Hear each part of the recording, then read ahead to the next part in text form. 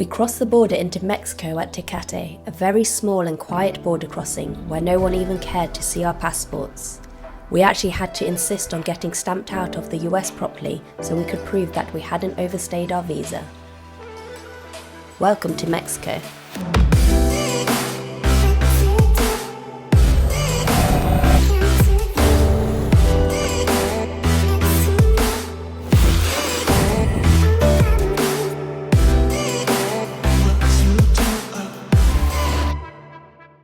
Our first stop in Baja California was in Ensenada, where we couchsurfed with Jorge, a local winemaker, and Kai, his furry best friend. We were super excited when Jorge offered to take us into work with him and introduce us to life and work of a winemaker. What are you doing? Washing the barrels. What are you doing? Adding sulfate. Why? So it becomes 38 parts per million sulfate. Why? Because that is what Jorge taught me. Because I am your new winemaker.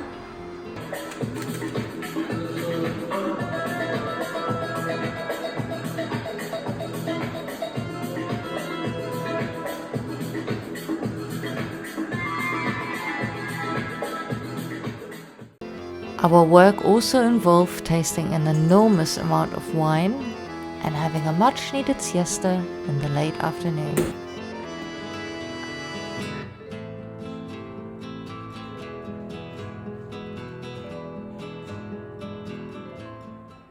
And after work, Jorge was only too happy to take us surfing.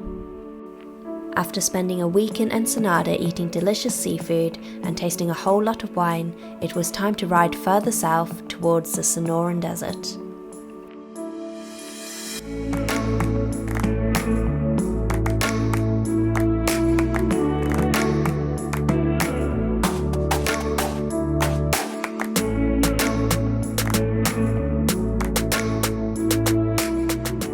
Our next couchsurfing host, Rodrigo, shared our passion for off-road adventures. He took us out to enjoy the quad bikes on the dunes. We had a super fun time together, and Rodrigo showed us how it's done.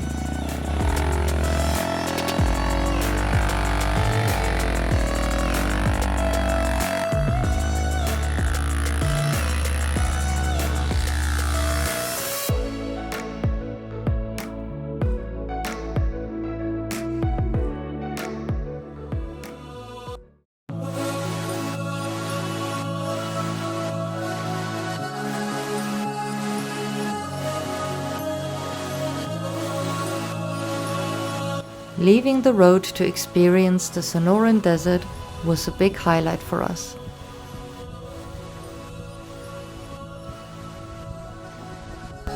You okay? A little pickle.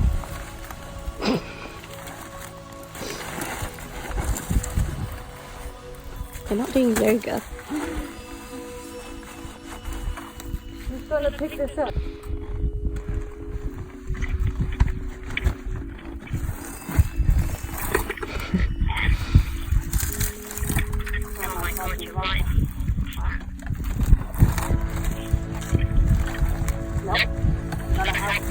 Shade, restaurants and toilets were very far and few between. Our next stop were even more sand dunes.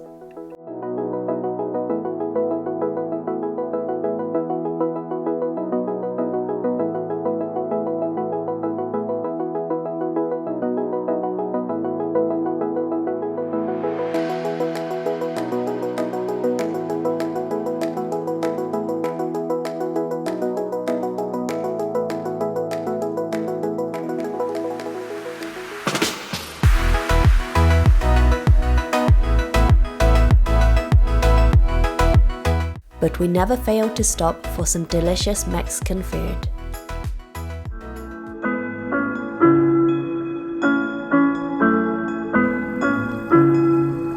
We enjoyed exploring the coastline by motorbike, and I was certainly grateful for my suspension.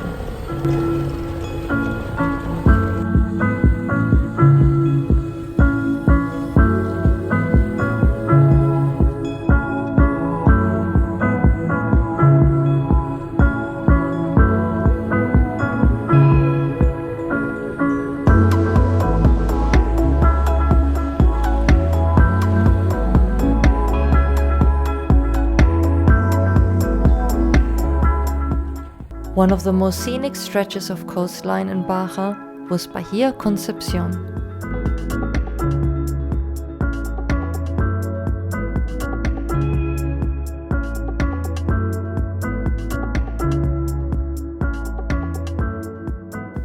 Beach hopping in full motorcycle gear was not always convenient, but it allowed us to explore the entire coastline. One of our favorite beaches was Playa El Requesón, where we couldn't get enough of eating fresh chocolates.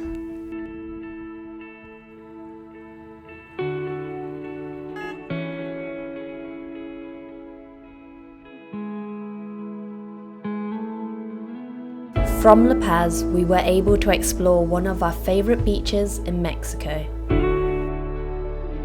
If you want to have it all to yourself, just take a 30-minute walk across the shallow waters.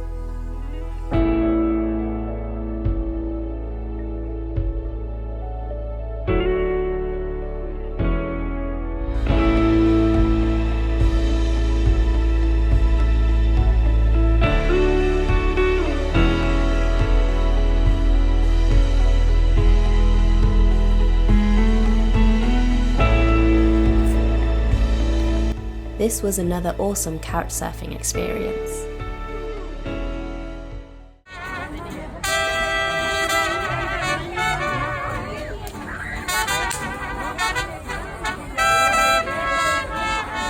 The town of Cabo San Lucas was incredibly touristy, and we wanted to leave as soon as we arrived.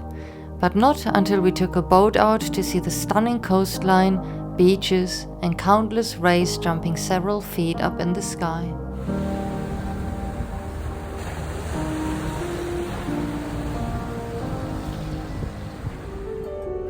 To get away from the crowds, we decided to explore the remote beaches of Cabo Pulmo. The roads were rough and sandy, and the beaches largely untouched.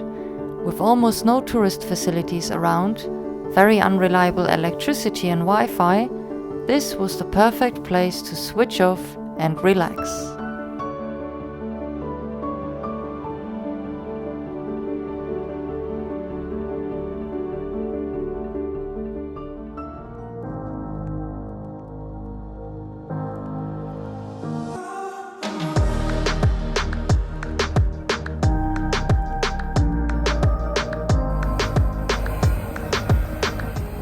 I also discovered that riding fully loaded in sand is pretty challenging, and I may have made Fiona walk a little bit.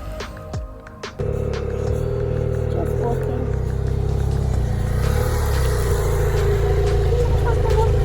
Wait for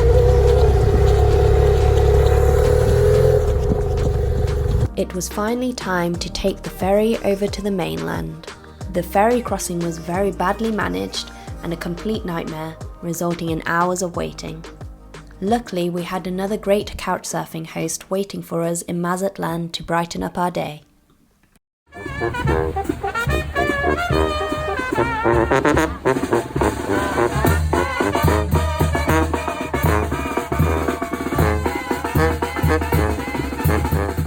After hours of banda, we were happy to find a quieter beach.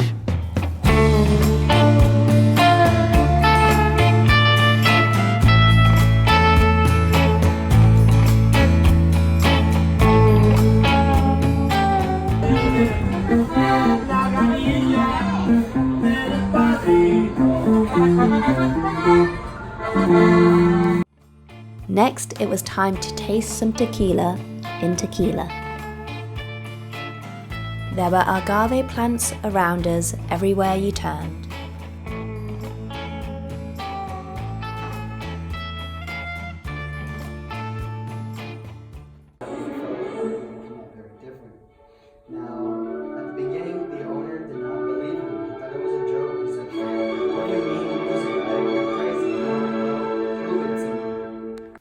even discovered a chapel where wedding guests could sit in tequila barrels.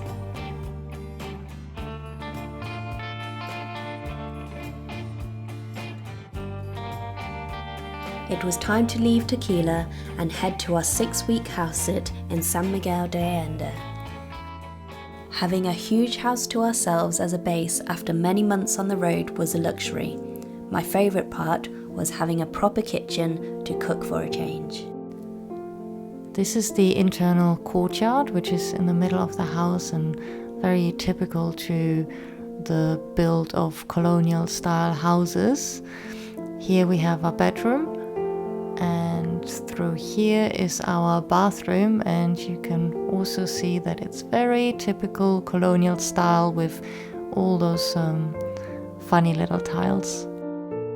The highlight though were the views we got from our very own rooftop terrace. It was time to explore San Miguel de Allende and its many rooftop bars and restaurants.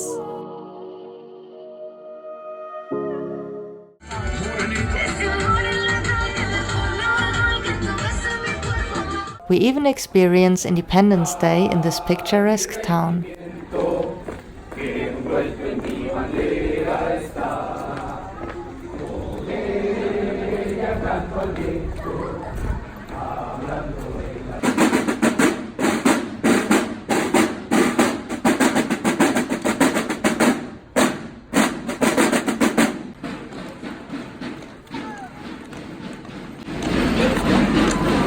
Oh, thank you.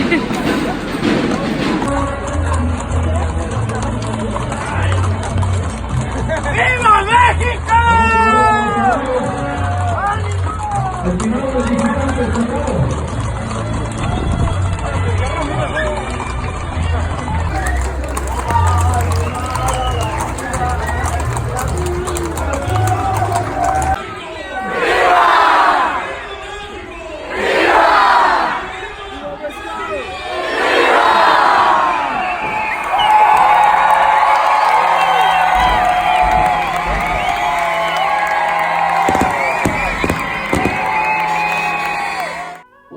During one of our day trips, we visited the beautiful colonial city of Guanajuato. We loved all the colorful houses and stunning architecture. Guanajuato also has an impressive underground system diverting all traffic away from the city center.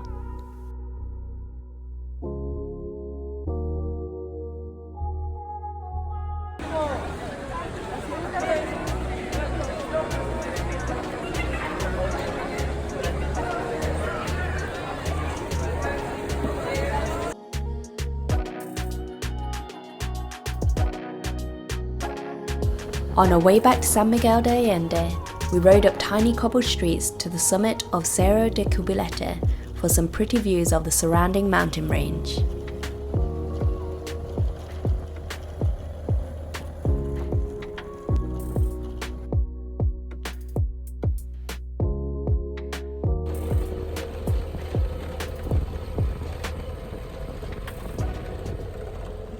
On another day trip, we visited one of the many hot springs around San Miguel de Allende and had a perfect spa day.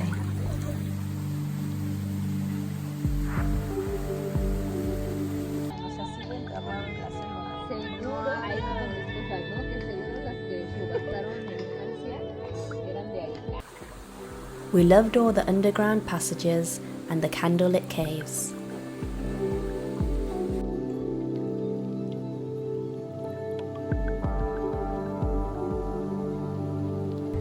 We even found some vineyards and went wine tasting. Then it was time to leave San Miguel de Allende and explore one of the most beautiful parts of Mexico, San Luis Potosi.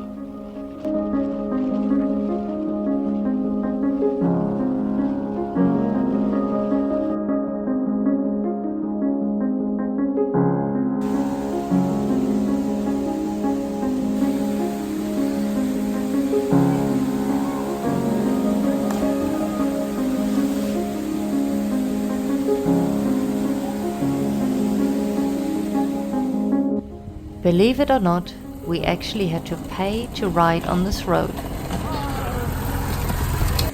but it was totally worth it because this area was absolutely stunning.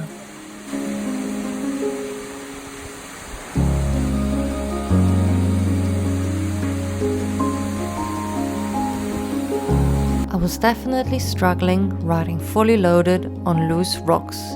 Nonetheless, I managed to get us out of the jungle before sunset. To find out more about the places we visited, make sure to check out our travel blog. Join us next week as we run into flash floods, explore Oaxaca, and jump into the most beautiful cenotes in Yucatan. If you enjoyed this video, please like, subscribe, and comment below. We look forward to seeing you for part 2 of our journey through Mexico.